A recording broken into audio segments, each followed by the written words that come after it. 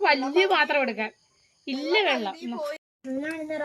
അതിന് ക്ലാസ് കാണത്തില്ല പിന്നെ കുപ്പി. നീ ക്ലാസ്സിലല്ലേ വെക്കുന്നത്?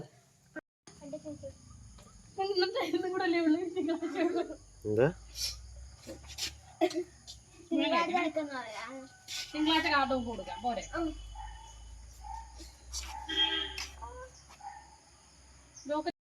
ഹായ് ഹലോ, എല്ലാവർക്കും എൻ്റെ പുതിയൊരു വീഡിയോയിലേക്ക് സ്വാഗതം.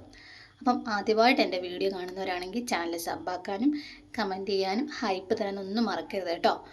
അപ്പം രാവിലെ നല്ല തകൃതി ജോലിയാണ് കേട്ടോ. ഇന്നലെ ഒരു ഉച്ചയായപ്പോഴത്തേക്ക് ഇവിടെ ഗ്യാസ് തീർന്നിട്ടുണ്ട്. 2 സിലിണ്ടർ ഉണ്ട്, പക്ഷേ ഒന്ന് കാലിക്ക് കിടക്കുവാണേ. എല്ലാ വീട്ടിലും ഇതൊക്കെ തന്നെ ആയിരിക്കുമല്ലോ അല്ലേ. ഇനിയിപ്പം തിങ്കളാഴ്ച ചൊവ്വാഴ്ചയൊക്കെ ആകണം നമ്മുടെ റൂട്ടിലോട്ട് ഗ്യാസ് വേണ്ടി വരണമെങ്കിലേ. അതുമാത്രമല്ല, ബുക്ക് ചെയ്തിട്ട് ഇതുവരെയും OTP വന്നിട്ടുമില്ല. വന്നു കഴിഞ്ഞാൽ എനിക്ക് ഗ്യാസ് എടുക്കാൻ പറ്റത്തുള്ളൂ.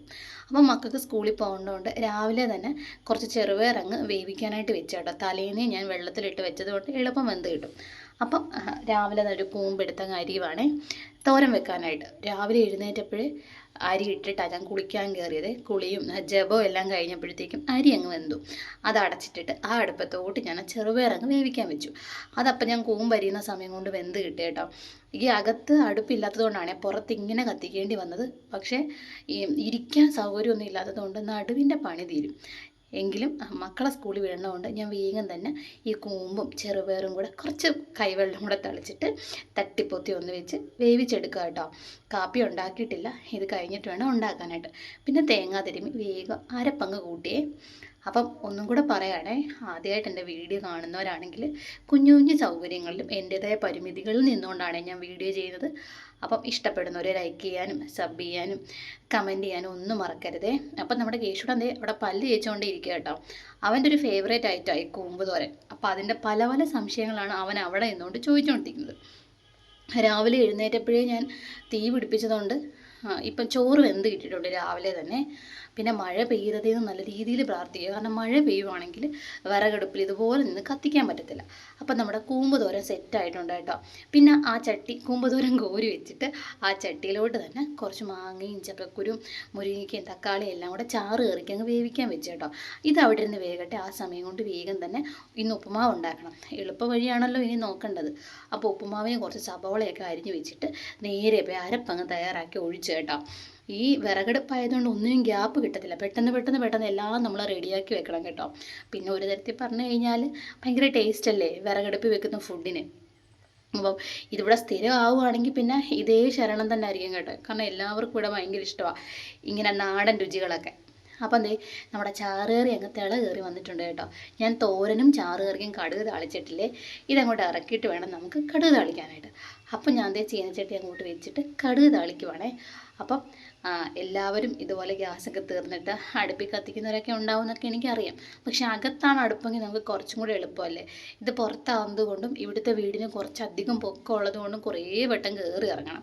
അത് തന്നെ നല്ലൊരു ബുദ്ധിമുട്ടാണ് കേട്ടോ. കണ്ടോ സൈഡിലിരിക്കുന്നത് ഉപ്പിട്ടിനും മുളകിട്ടിനും കടുകും എല്ലാം ഞാൻ ഇറക്കി വെളിയിൽ കൊണ്ട് വെച്ചിട്ടുണ്ട്. ഇനി ഇവിടുത്തെ പാചകം കഴിയുമ്പോഴത്തേക്ക് അകത്തോട്ട് അങ്ങ് വെക്കാമെന്ന് ഓർത്തു. അപ്പോൾ ഇനിയിപ്പോൾ ഉപ്പുമാവാക്കണേ. അവർ രണ്ടുപേരും ഉപ്പുമാവിന് പഞ്ചസാര ഇട്ട് കഴിക്കുവേ. ഏട്ടന് പഞ്ചസാര ഉപ്പുമാവ് ഒന്നും അത്ര ഇഷ്ടമല്ല. അപ്പം ഞാൻ ഓർത്ത് ഇത് വെച്ച് കഴിയുമ്പോഴത്തേക്കും കുറച്ച് തക്കാളി ഉണ്ട്, അതങ്ങോട്ട് മെഴുക്ക് വരട്ടാന്ന് ഓർത്ത് നിന്ന് കുഴഞ്ഞപ്പോൾ ഞാൻ ലാസ്റ്റ് അവിടെ ഇരുന്ന് കേട്ടോ. ഇനി ഗ്യാസ് കിട്ടുന്നത് വരെയും ഇവിടുത്തെ പരിപാടി ഇതൊക്കെ തന്നെ ആയിരിക്കും കേട്ടോ. നിന്നും ഇരുന്നും ഒക്കെ ഞാനൊരു പണിയാവും. എങ്കിലും നമുക്കിപ്പോൾ ഫുഡ് വേവിക്കാതിരിക്കാൻ പറ്റത്തില്ലല്ലോ.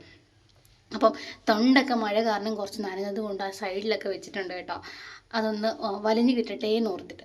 അപ്പോൾ നല്ലോണം തിളച്ച് വന്നപ്പോഴത്തേക്കും റവയും കൂടി ഇട്ടിട്ട് നല്ലോണം അങ്ങ് ഇളക്കി എടുക്കുക കേട്ടോ.